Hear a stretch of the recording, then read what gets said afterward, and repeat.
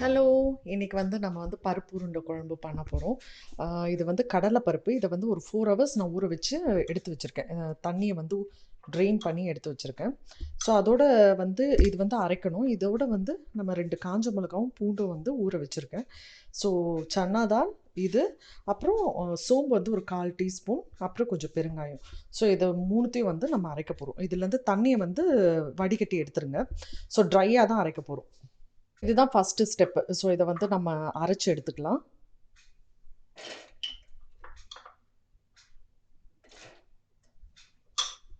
அத மிக்ஸியில போட்டுட்டேன். ஸோ சோம்பும் பெருங்காயமும் ஆட் பண்ணிட்டு 1 டீஸ்பூன் உப்பு. இதெல்லாம் இப்போ தண்ணி இல்லாம கொஞ்சம் கொர கொரன்னு அரைச்சு எடுத்துக்கணும். ஏன்னா இது உருண்டையா பிடிக்கணும். பால்ஸ் மாரி பண்ணணும். ஸோ தண்ணி ரொம்ப ஆட் பண்ணக்கூடாது. இந்த மாதிரி அரைச்சு எடுத்துக்கணும். ட்ரையா இருக்கணும். அப்பதான் உங்களுக்கு அந்த பிடிக்கும்போது கரெக்டா வரும். ஸோ இத ஒரு பவுல்ல ட்ரான்ஸ்ஃபர் பண்ணிட்டு ரவுண்ட் பண்ணிடலாம், ஷேப் பண்ணிடலாம்.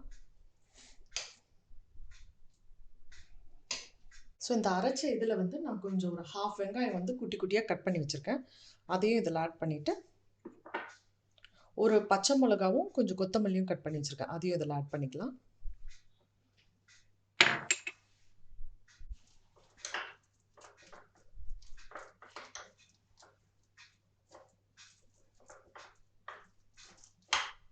இதை இப்போ நம்ம ரவுண்ட் பண்ணி வச்சுக்கலாம்.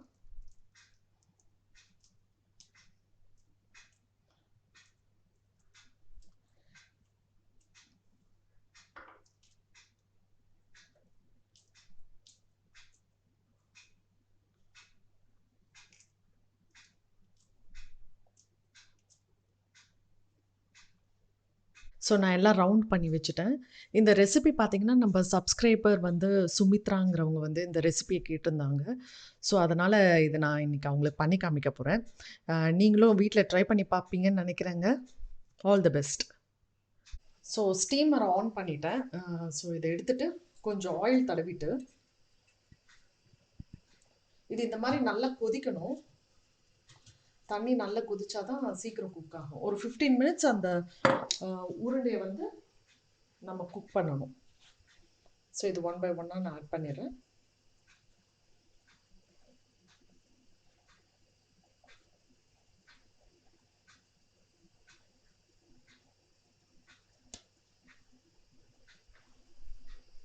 நம்ம இதை மூடி போட்டு ஒரு 20 மினிட்ஸ் ஸ்டீம் ஆகட்டும். அதுக்குள்ளே நம்ம வெங்காயம் கட் பண்ணி கிரேவிக்கு வேண்டிய ஐட்டம் எல்லாம் ரெடி பண்ணிடலாம். 20 மினிட்ஸ் ஆயிடுச்சு. இப்போ ஓப்பன் பண்ணி பார்க்கலாம். ஸோ இது ஆறினவுடனே இது தனியாக எடுத்து வச்சிடணும். இது ஆறின பின்னாடி தான் அந்த குழம்புல போடணும், இல்லாட்டினா அது உடஞ்சிடும். ஸோ இது ஆறட்டும். அதுக்குள்ளே நம்ம கிரேவி ரெடி பண்ணிடலாம். ஸ்டீமர்லேருந்து கொஞ்சம் ஆறின பின்னாடி எடுத்து தனியாக வச்சுட்டேன். ஸோ இதை திருப்பி வச்சிட்டிங்கன்னா இந்த வெட்டாக இருக்கிற பார்ட்டெல்லாம் கொஞ்சம் ட்ரை ஆகிடும். ஸோ இது தனியாக எடுத்து வச்சுட்டேன். இப்போ கிரேவிக்கு நான் 2 வெங்காயம் கட் பண்ணியிருக்கேன், ஒரு தக்காளி, தாளிக்கிறதுக்கு சீரகம், கடுகு, அப்புறம் வெந்தயம், கருவேப்பிலை, பச்சை மிளகா, பூண்டு இதெல்லாம் தாளிக்கணும். அதுக்கப்புறம் கொஞ்சம் புளி தண்ணி கரைச்சி வச்சுருக்கேன். அப்புறம் காரத்துக்கு மிளகாத்தூள். நம்ம பச்சை மிளகாவும் ஆட் பண்ணுறோம். ஸோ அதுக்கேற்ற மாதிரி மிளகாத்தூளும் ஆட் பண்ணிக்கோங்க. அப்புறம் இது அரைக்கணும். அரைக்கிறதுக்கு நான் என்ன ஆட் பண்ணியிருக்கேன்னா, தேங்காய் ஆட் பண்ணியிருக்கேன். ஒரு 2 டேபிள் ஸ்பூன் தேங்காய், அப்புறம் கொஞ்சம் கசகசா ஆட் பண்ணியிருக்கேன். இது ரோஸ்டடு கசகசா தான். ஸோ இது 1 டீஸ்பூன் ஆட் பண்ணியிருக்கேன். அப்புறம் கொஞ்சம் 1/4 டீஸ்பூன் சோம்பு.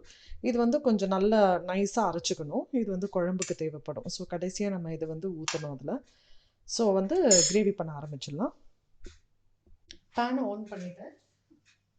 கடலை எண்ணெய் யூஸ் பண்ண போகிறேன் இந்த குழம்புக்கு நான். ஸோ ஒரு 2 டேபிள் ஸ்பூன் கடலை எண்ணெய் ஆட் பண்ணிக்கலாம்.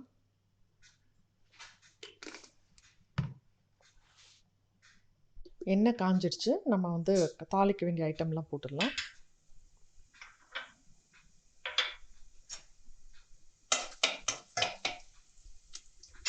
ஸோ கடுகு, வெந்தயம், சீரகம்லாம் போட்டுட்டோம். இப்போ பச்சை மிளகா, கருவேப்பிலை, பூண்டு இதெல்லாம் ஆட் பண்ணிடலாம். இந்த கடலை எண்ணெய் பார்த்தீங்கன்னா நல்ல ஃப்ளேவரு,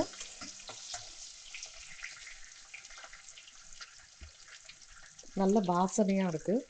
ஸோ இது கொஞ்சம் தாளித்த பின்னாடி இது கொஞ்சம் வெங்காயம் போட்டுடலாம். இந்த வெங்காயம் வதங்கிறதுக்கு ஒரு 1/4 டீஸ்பூன் உப்பு ஆட் பண்ணிக்கலாம்.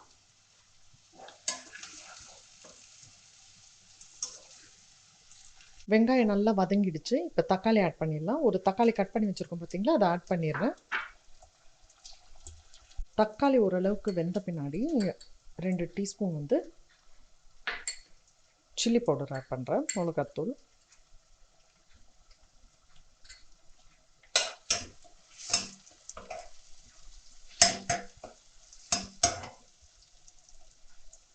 இப்போ நம்ம கரைச்சி வச்ச அந்த புளி தண்ணியும் ஆட் பண்ணிடலாம். இதை நல்லா கொதிக்கணும். இந்த புளி பச்சை வாசனை வந்து போகிற வரைக்கும் நல்லா கொதிக்க விடணும். புளி தண்ணியோடு இன்னும் கொஞ்சம் தண்ணி ஆட் பண்ணிவிட்டு மூடி வச்சிடலாம். இது நல்லா கொதித்த பின்னாடி நம்ம அரைச்சி வச்சுருக்க அந்த தேங்காய் விழுது இருக்குது பார்த்தீங்கன்னா, அதையும் ஆட் பண்ணிடணும்.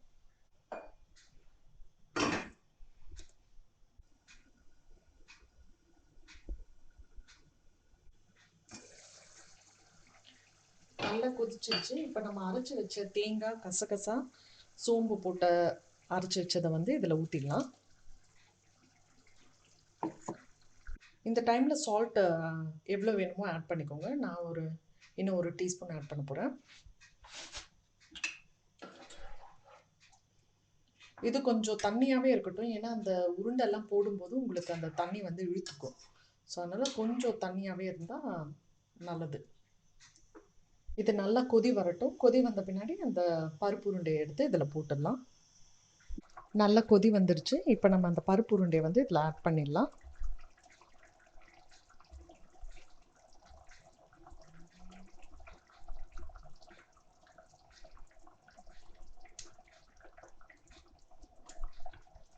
இந்த பருப்பு உருண்டெல்லாம் போட்டுட்டு கொஞ்சம் மீடியம் ஃப்ளேமில் வச்சிடலாம். இதை ரொம்ப கலரக்கூடாது. கலர்னிங்கன்னா அது உடஞ்சிரும். இதில் மெயின் டிப் என்னன்னா, அந்த பருப்பு உருண்டை வந்து நல்லா ஆறணும். ஆறின பின்னாடி தான் அந்த கிரேவியில் போடணும். சுட சுட போட்டிங்கன்னா அது ஒரு மாதிரி பிரிஞ்சு போயிடும். ஸோ இப்போ கொத்தமல்லியும் ஆட் பண்ணிடலாம். பார்த்தீங்கன்னா இந்த கிரேவியே நல்லா திக்கன் ஆகிடுச்சு இது போட்ட உடனே. ஸோ இப்போ கொத்தமல்லி ஆட் போட்டுடலாம்.